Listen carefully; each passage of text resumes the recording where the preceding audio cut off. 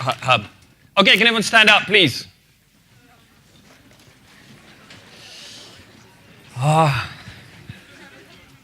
So everyone knows how to do a backflip, right? So, no, okay. So what I'd like to do is, and I do this often when I begin talks, a little exercise to get people thinking a little bit about the subject. So what I'd like to do is to think about how prepared you think, to do heroic act. How prepared am I to be heroic as and when I need to be, okay? If you don't feel very prepared, I want you to have your hands together like this. If you feel that you're super mega prepared and you're an action hero, you put your hands out here, or anywhere in the middle, depending on how heroic, how prepared you feel for heroism, okay? So make your decision and go. Okay, just hold that position. Hold that position. Just gonna take a little shot here. Okay. Great, that's a great photo. So everyone can take a seat, thanks. So I'm just gonna text my mother quickly. Speech going very well. Standing ovation already. Job done. Okay. Cool, thank you. That will go on Facebook later, so there's absolutely no reason for that other than that. Hello, my name's Dan, and I'm here to talk, as Matt said, a little bit about hero training, I suppose, and how we do that a little bit, and we do it in a very physical sense. Obviously, we do it through parkour, which I'll talk a little bit about in case no one knows what that is. So I believe that heroes are not born. I believe they're made, or rather, I believe they make themselves. And I'd like to begin with a story about a friend of mine. And an example of a heroic act, a very small kind of, maybe an everyday heroic act. He would think it's probably a standard thing. Oh, yes, I do. Good choice. So I was just going to change it through magic or something. He probably thinks it's a small everyday act. Some people think it's an amazing act, and he hates me talking about it. A friend of mine back home called Andy, and he was one day, I think a couple of years ago, he was heading home on the tube in London. Packed train platform, and he was standing there, and probably 150 people on the platform.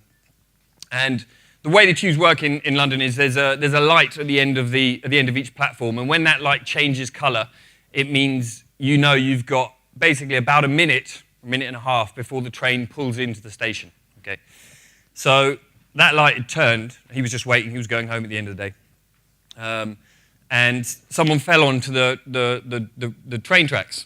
So with less than a minute to go, someone falls on the train tracks and is lying there on the train, this guy. No one does anything. So he just takes off his bag, walks down the platform, calmly climbs down onto the train tracks, picks the guy up, puts him back on the platform and climbs out, and the train comes in. Gets his bag, puts it back on, checks the guy's all right, gets his bag, gets back on the train, goes his way. Everyone's sort of watching, stunned or whatever. Now, there's two interesting things about that story. One, that Andy was capable of doing that and willing to do it and took the risk and did it. Two, no one else did. Yeah, that's the really amazing thing, that there were hundreds of people there. No one did anything. They were just bystanders, right? So why was Andy able to do that? The reason he was able to do that was because he's trained to do it. Okay, he's not trained to pick people up off tube platforms. That's not what he does. It's not like a specialist skill or anything. That one time came into use. So his chosen form of training is parkour, is the discipline that we do. He's now a coach of parkour. He's a coach back home for our organization in London. That's his chosen form of training.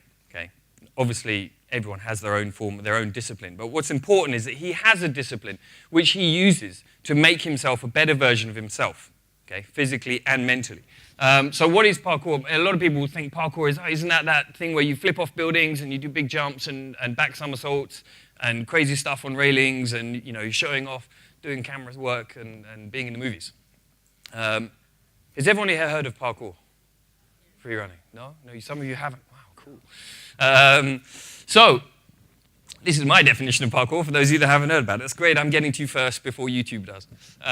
So parkour is a discipline of movement, okay? And it's a way of challenging your body and mind through exploring your environment, just using your body to overcome obstacles in your path, okay? To run, jump, climb, crawl, swing, balance, do whatever, do what your body's evolved to do to get over obstacles, okay? That's what parkour is.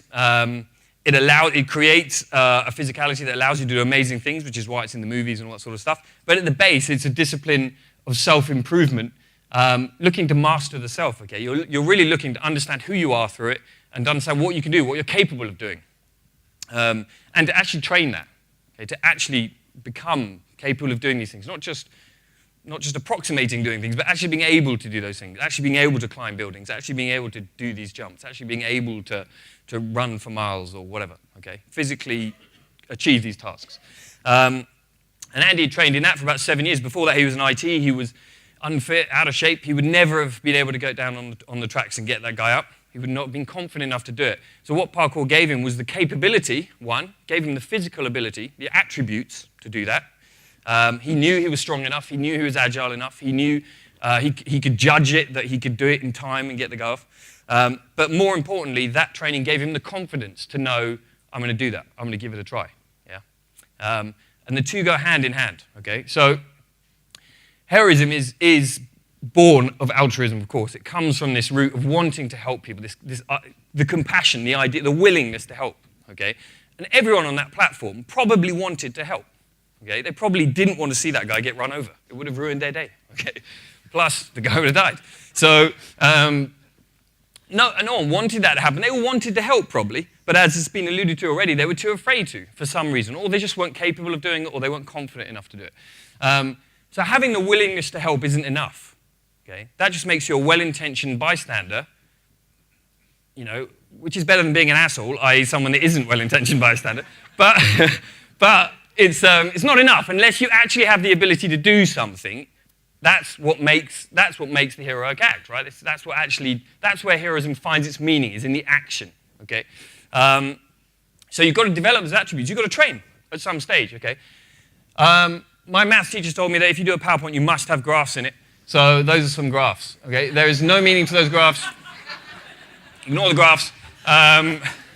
But there you go. So now we're happy. It's a good PowerPoint.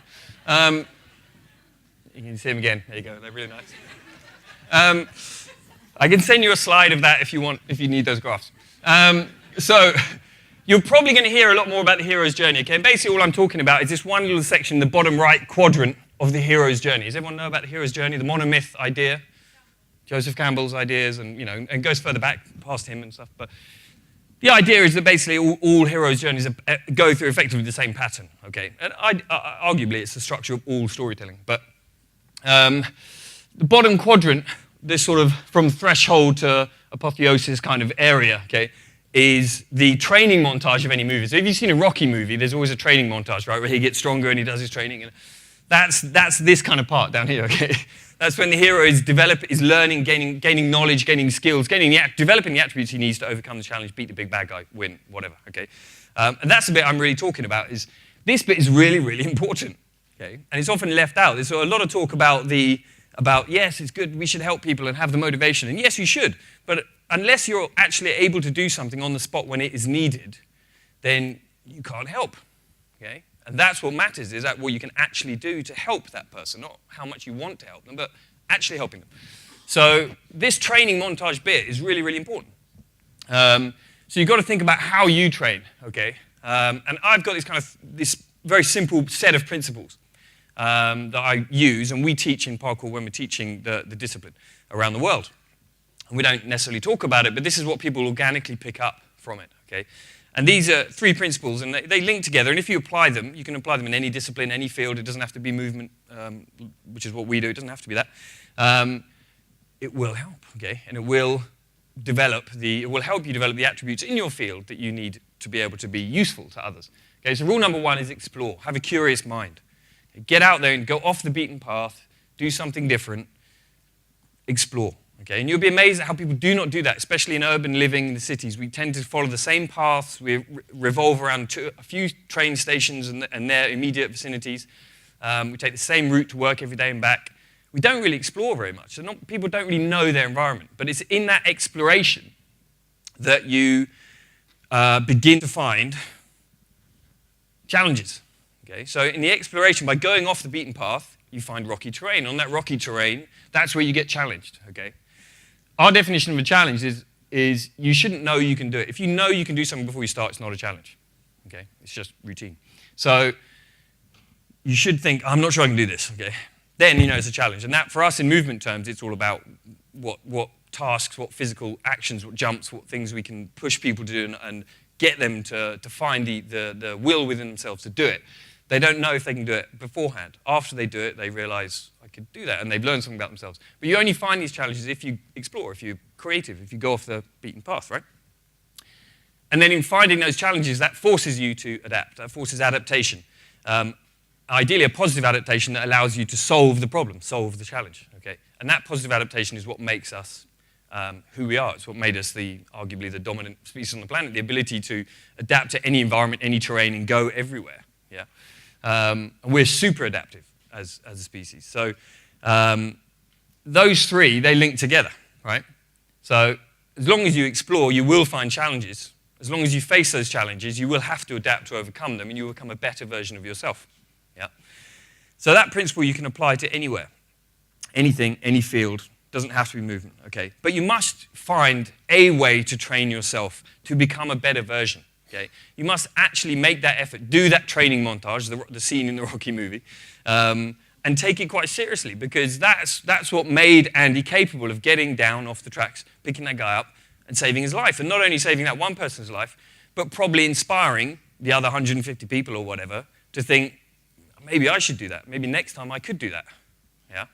So, and the only reason he was capable of doing that and confident enough to do it was because he had trained himself, not specifically to do that, but he had worked on his raw capacity, his physical and mental strengths. Okay, the raw materials you have, and really that's what I'm bringing it back to and trying to do is to come back to that. Okay, heroes are not born; they are made, or rather, you make yourself. Thank you.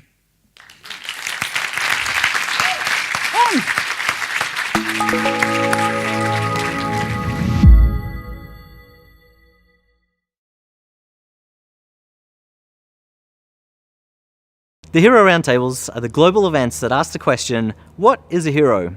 You've just seen one hero talk. To find more and join the conversation, visit our website or social media.